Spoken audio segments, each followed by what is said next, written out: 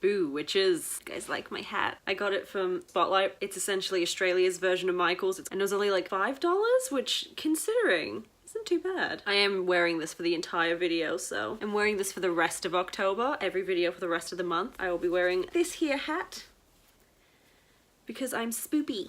Hello everyone, how are you? What is up? What are you reading? I am Rhiannon, and today I am doing a book review. Literally last night I finished The Gentleman's Guide to Vice and Virtue by Mackenzie Lee, and I am now doing my review on it, so it's still fresh in my mind and I don't forget anything that I want to say. I also remembered to dog ear annotate? I don't know, I just put sticky tabs in. I have two favorite quotes for this book, and I am going to find this review very hard to do because I believe this book is best gone into without knowing anything. When I went into the book, all I knew about it was that it was about two men, both of whom I assumed were gay. Only one of them is gay, the other one is bisexual. And they were traveling Europe together on their grand tour before. I didn't even know, I figured it was just like a school holiday thing. Turns out it was meant to be like a whole year, but that is what I knew of the book.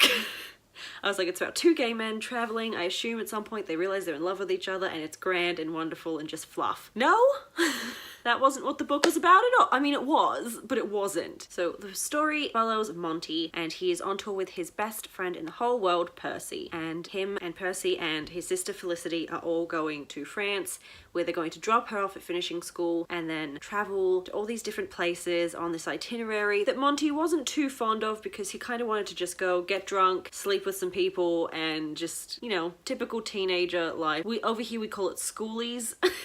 When you finish college or whatever and you turn 18, you go on schoolies and you just get completely obliterated. I didn't do that because that sounds boring. They're essentially going to get drunk, but then they find out that they're going to have a chaperone and he's going to make sure that they don't get into any trouble, and Monty's a bit upset about that. And essentially, all I'm going to tell you is that Lockwood, who was their chaperone for the tour, Felicity, Percy, and Monty, they go to France. Monty gets himself into some trouble with the French court.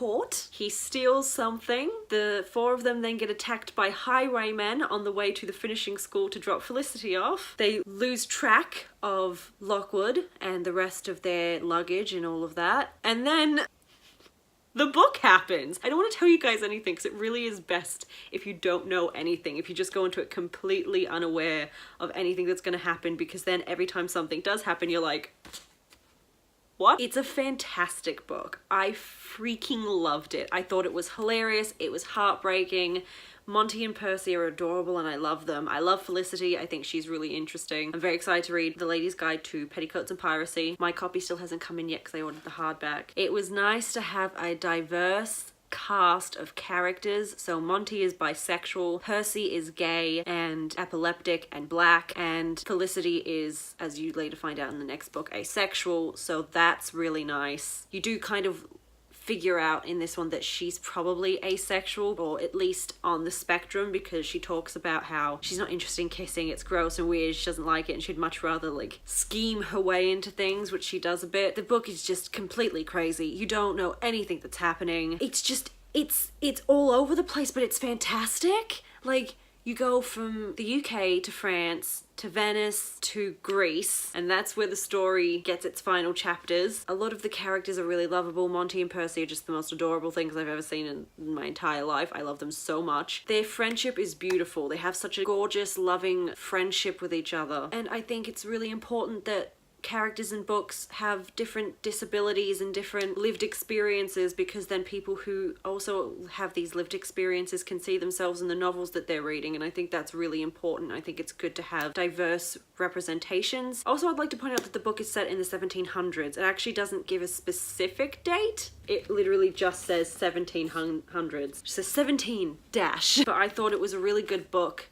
I really liked the representation of different characters. I liked that all three of them were interesting in their own way. I liked that Monty is such a redeemable character. So Monty starts off as this kind of character that you'd like to kick occasionally because he's a little bit self-centered, but as the book goes along, he realizes that he's not the only person that matters, and he needs to look out for his friends and his family as well. And it's so nice to have a character who is redeemable and who does redeem themselves through their actions and through learning that they've done something wrong and like working towards bettering themselves as a person and I like that he wasn't just a bit of a douche that you kind of wanted to kick occasionally because he was a bit insensitive to being this absolutely god of a character, because there is no character development there. It's just from one to the other. I like seeing character development. I like seeing characters change who they are as people. I think that's really interesting and it's really nice to see. I gave this book 5 out of 5 stars on Goodreads. I think it definitely deserves it. I'm very excited to read the next book and the novella that I received for pre-ordering Ladies Guide, which is The Gentleman's Guide to Getting Lucky, I believe. It's on my phone. I need to read it still. It's only 50 pages, so I might do that today. But yeah, I will give you the quote. So this old lady is telling him about how in some Eastern cultures, to mend broken pottery, they use lacquer dusted with gold and silver and other metals to symbolize that it's more beautiful for having been damaged. And so my first favorite quote is, "Because I wanted you to know that there is life after survival." And then the last one, I'm cutting off the beginning of it because it's a spoiler, but the second quote that I have here is, "We are not broken things, neither of us. We are cracked pottery mended with lacquer and flakes of gold. Whole as we are, complete unto each other. Complete and worthy and so very loved," which I think is really nice. And I think it's something that people, especially people who feel damaged and hurt, don't really think about. And I think that it's an important message for everyone to have and take with them. So yeah, that is the end of my video. I hope you guys have a wonderful day. You're all very, very amazing. I will link all of my social media down below. I hope you guys like the hat because it's here for a couple more weeks. And then after that, I bought this. It's like a flower crown, but it's holly and there's little red berries. It's very Christmassy, and so I bought it for Christmas and I'm going to wear it in all of my Christmas videos. But yeah, all of my social media will be linked down below. Please feel free to give it a follow, feel free to like and subscribe to my channel, and I will see you all in the next video. Goodbye! And if I want to block out them haters. Hilarious, it was heartbreak. Really? They've done something wrong. Really?